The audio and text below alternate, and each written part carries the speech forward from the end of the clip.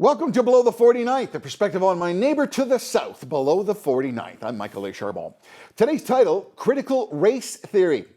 You know, if you were to pick a topic that was emotionally charged, divisive, and categorizes Americans in racial silos, which has implications on education, culture identity, attempts to alter American history, it would be the critical race theory, or CRT. Now, I was hesitant to tackle this topic because it's very sensitive and extremely emotional to many. Encyclopedia Britannica defines critical race theorists as those who hold the law and legal institutions as inherently racist, where social, economic, and political inequities exist between whites and African Americans. First published in 2001, the basic tenets identify that race is socially constructed, not biologically natural. That racism in the U.S. is normal, common, and an ordinary experience. That legal advancements of people of color and minority groups experiencing negative stereotypes are in the interest of whites. That the voice and effects of racism essentially can only be spoken by those of color. Critical race theory also addresses issues like police brutality, criminal justice, hate speech, hate crimes, affirmative action, poverty, the welfare state, and immigration and voting rights. Another piece is from Ibram X. Kendi, an anti-racist activist who has written several books on the topic, with one of popular note, How to Be an Anti-Racist. He actually states that the only remedy to present discriminations is future discriminations. Got that? Ibram contends that mainstream media has been a historic platform for racist ideas. The final piece to the critical race theory must include the 1619 Project, published in 2019, which attempts to reframe U.S. history and make the first year when enslaved Africans arrived in Virginia, which was 1619, as America's foundational date, not 1776. Currently, several public school boards and private schools in America teach elements of the critical race theory with the attempt to bring inclusiveness to students. Even the current administration in Washington has proposed that federal grant programs could prioritize those boards for funding. As expected, many parents, African American and whites alike, are in complete opposition to CRT being taught in schools. 38 Senate Republicans signed a letter stating that the critical race theory is a politicizing and divisive agenda. Florida Governor Ron DeSantis called for $17 million to fund curriculum that excludes the unsanctioned narratives of CRT. In Oklahoma, the House banned the teaching of CRT. Tennessee State Senator Brian Kelsey argued that critical race theory is harmful to students, teaching that America's democracy is a lie, and that the rule of law does not exist and instead is a series of power struggles among a racial group.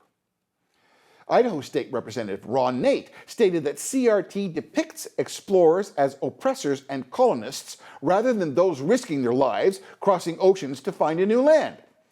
Some have categorized Kendi's book as the antithesis to the American dream.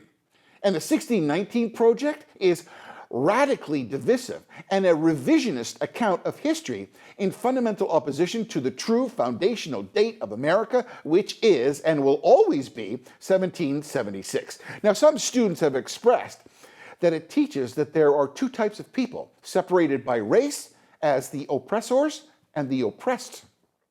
Social justice warriors, they're accused of promoting progressive division and class warfare, to indoctrinate white kids to hate being white because their parents, the American society, and themselves are inherently racists.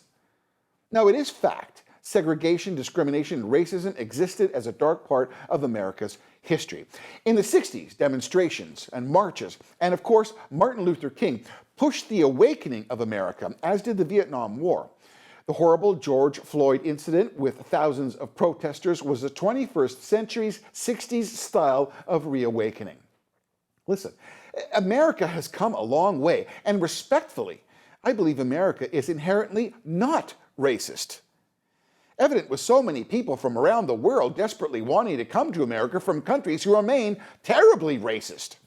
I mean, look at African American icons. The first African American president, the first African American female vice president, elected officials in Congress, state, and public service, from supermodels to sports heroes, music geniuses to network TV hosts, cable news commentators, authors, creators, and many, many more.